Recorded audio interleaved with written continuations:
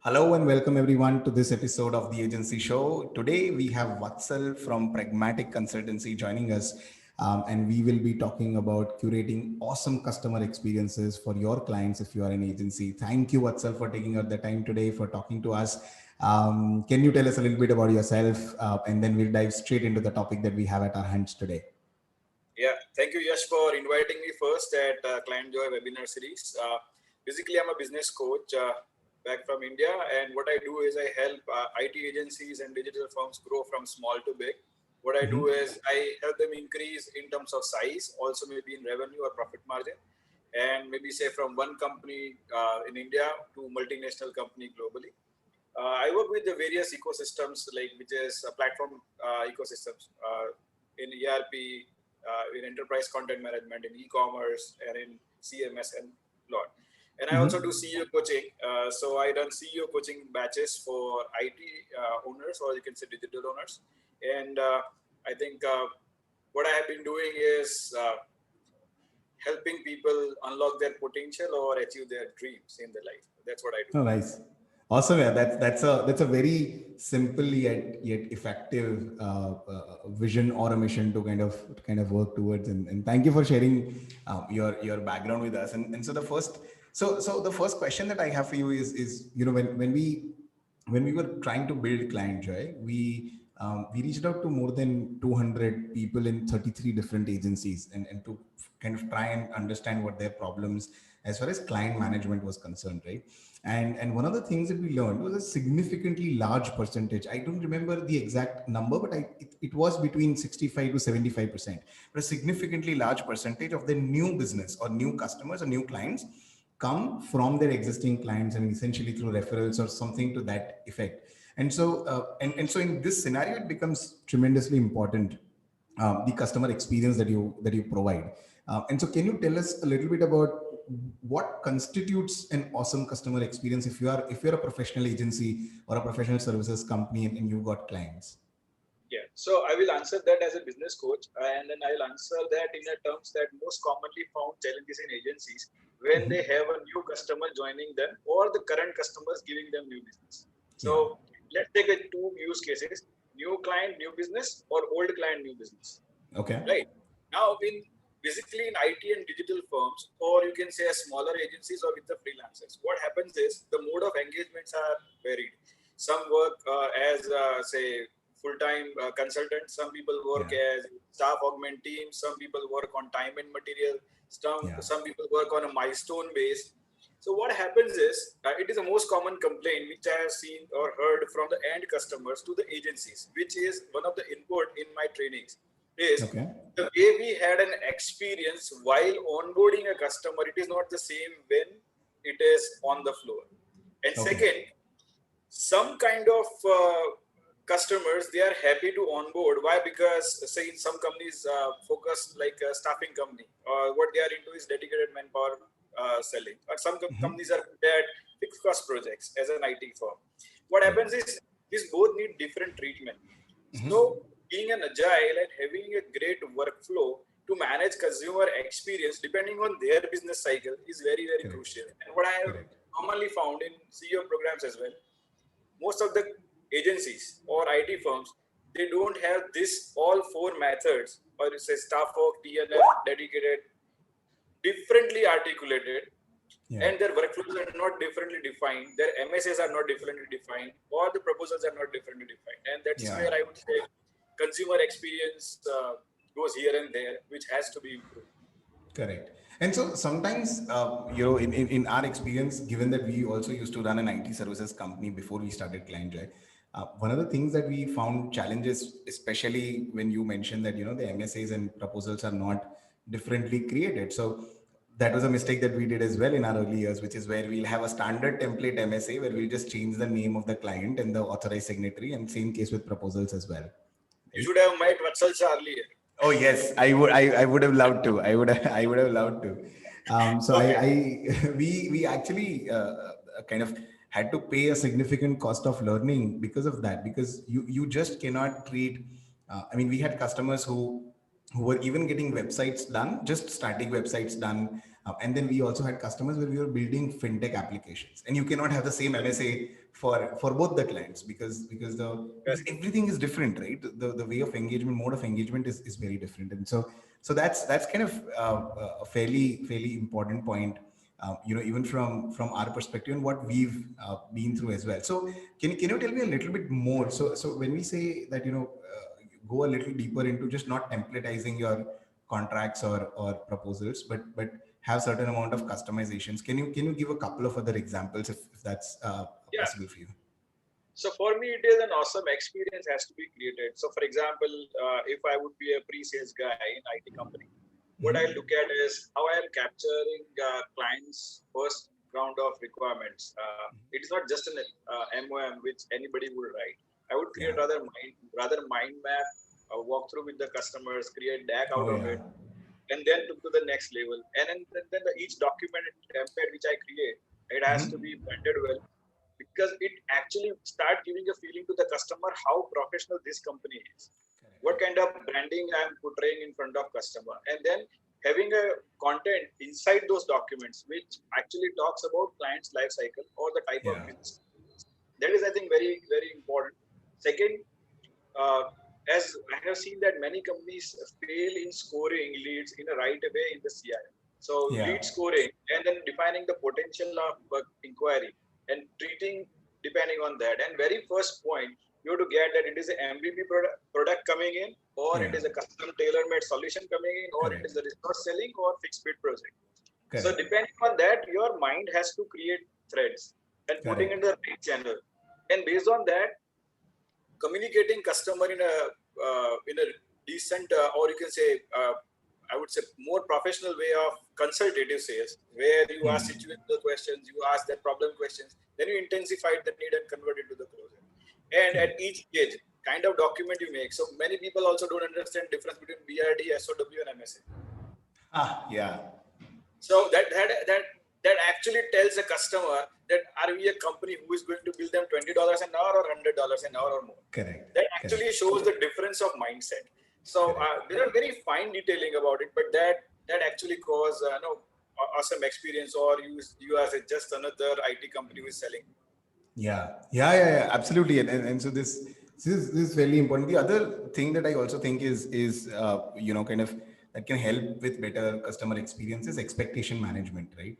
Because and that I think the problem lies with the agency itself, because the target of the salesperson is to close as many deals as possible, and the target of the project manager or fulfillment head or whoever you have who's actually working on the projects, or even the admin who's going to get paid, who's going to raise the invoice and stuff like that. Their target is to quickly finish as many projects as possible. And so what ends up happening is that the salesperson is going to end up promising like a fully furnished 5 BHK apartment, and ultimately what they're going to get is probably a 3.5 BHK unfurnished suite, right? And so that's also, if you can talk a little bit more about that, I think that's interesting as well. So what I believe is, I think we all should learn from Indian Prime Minister, Sabka Saath, Sabka Vikas. So what it says is, there has to be a combined goal for all departments. So it's not to be targets separately for the sales guys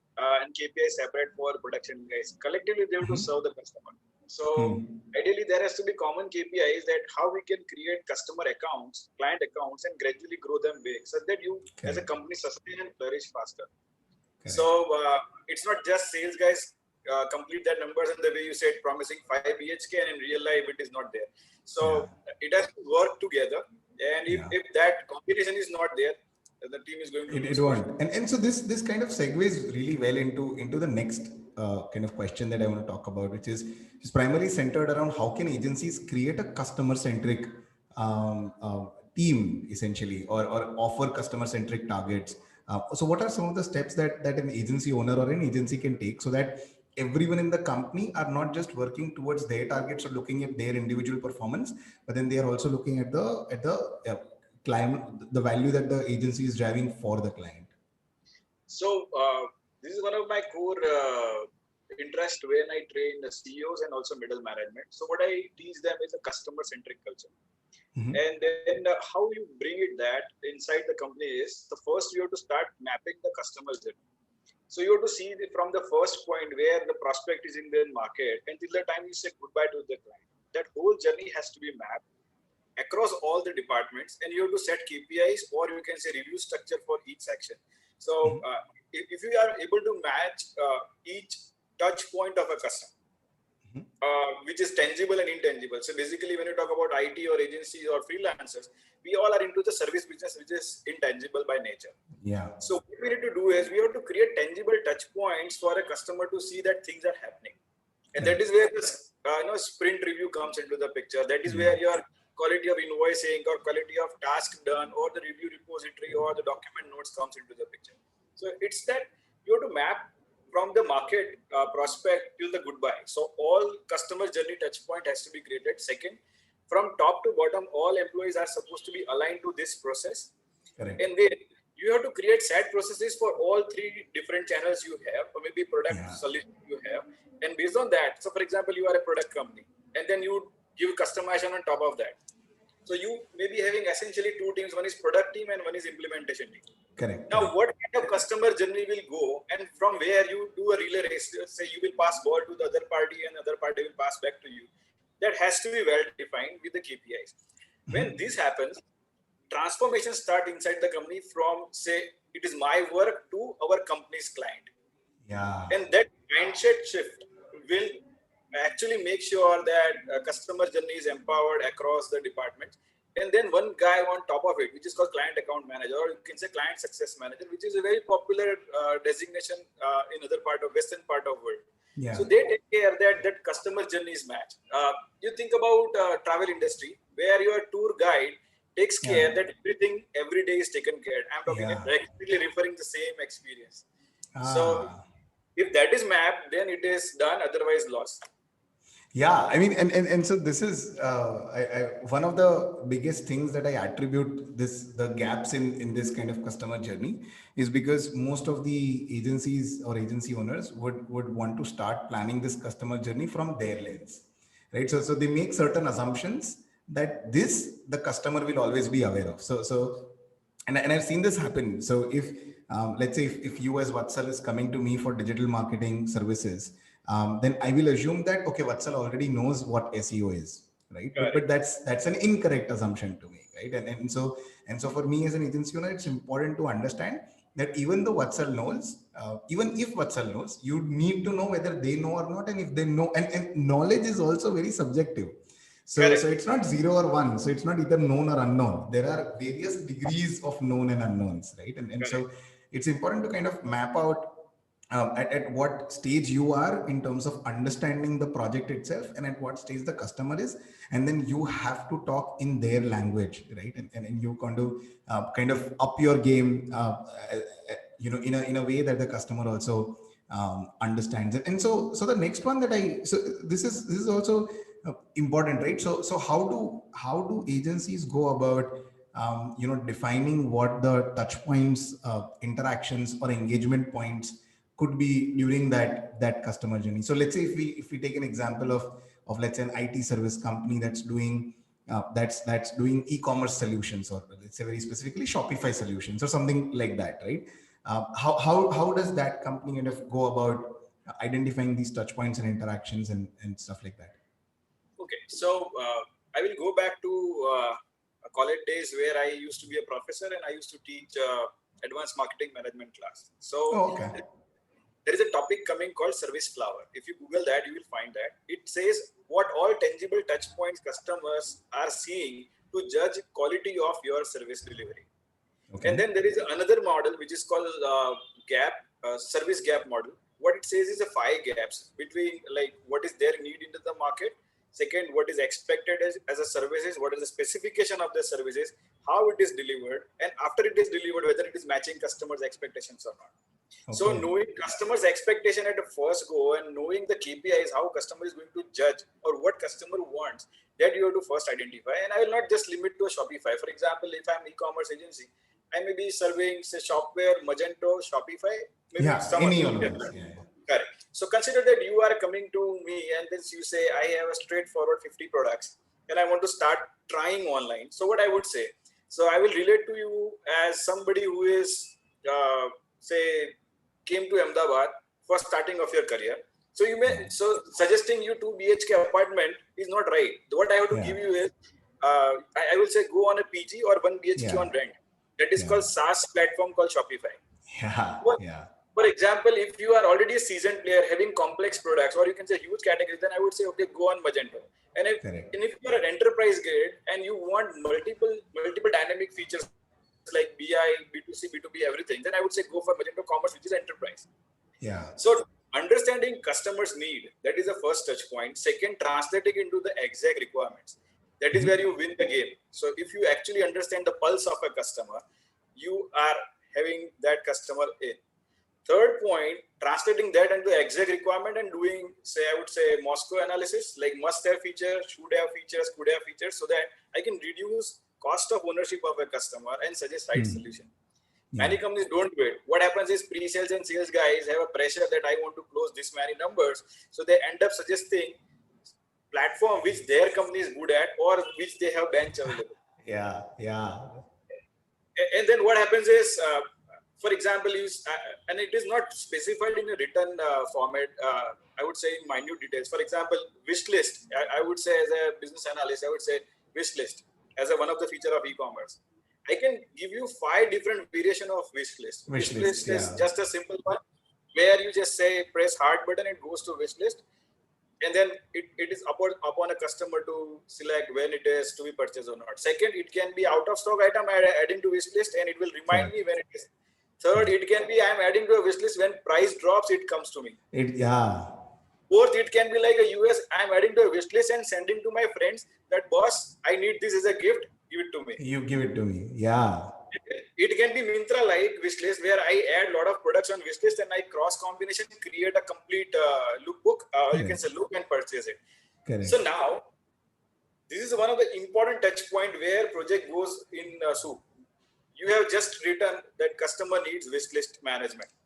And it is translated by a production guy in a different way. And actually at the end, customer say, "Mujhe aisa nahi, aisa chahiye. I don't need like this, I need something like that." So this is also understanding clients' need and writing it a right manner. That is one of the places where people miss the bus. Then dividing into the sprints and showing tangibles on the screen.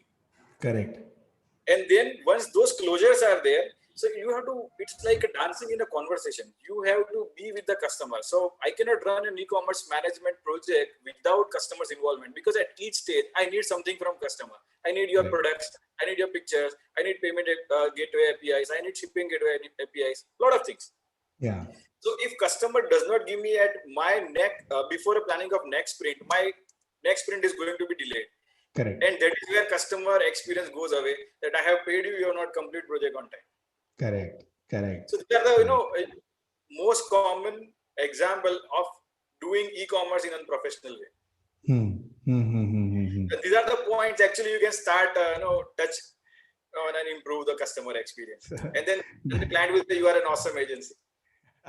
The reason why I'm smiling, Vatsal, is because in all the examples that you give or that you cite, I can see a part of myself doing that 3 years ago, right? I mean, so what would happen is, we are an IT agency. We have folks in PHP who are sitting currently on the bench. So let's try and find a project in PHP, right? And so, and this is something that happens, right? Because you in the early stages of your agency, you don't know or learn to think from the client's perspective. You always think about it.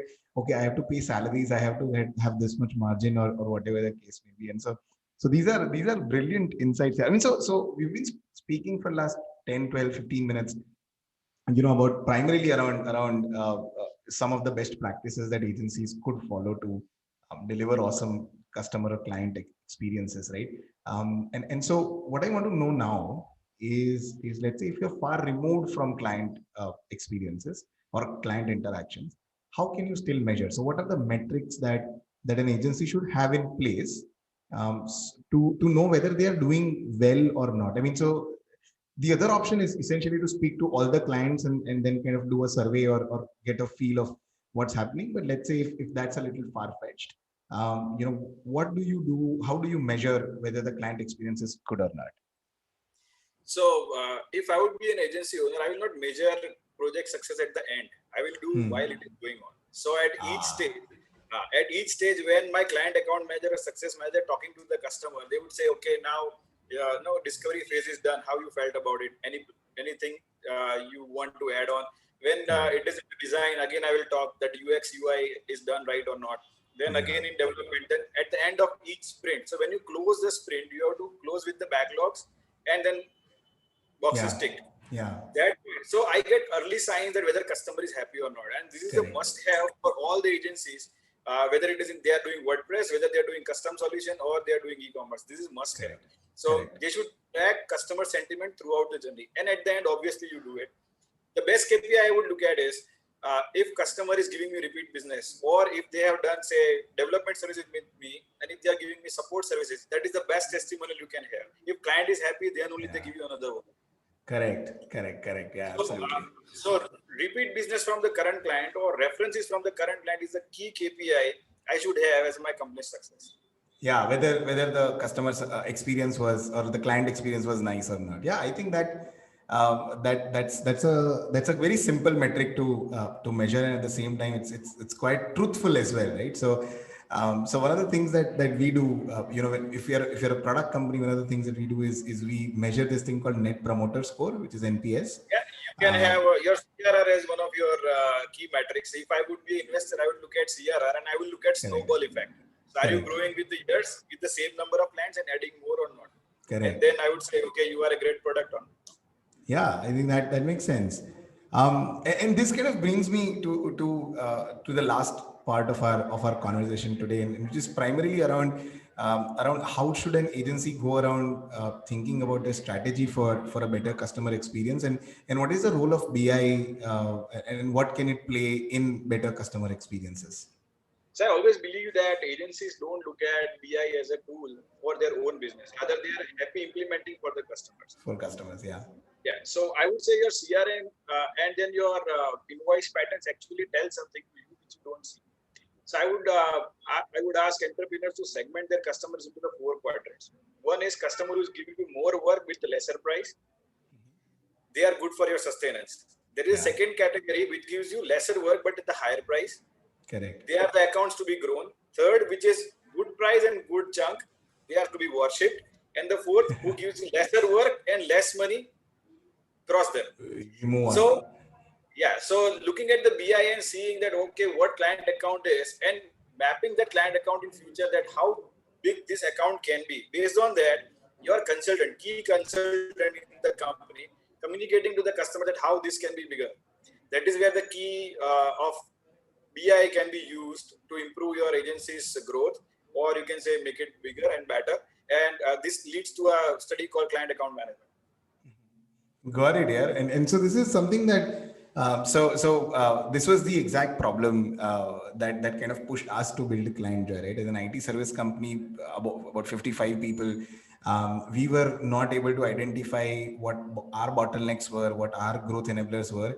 We were not able to know which customer is profitable. I mean, at any point of time, if you would ask us whether this project is profitable or not, we'll not know.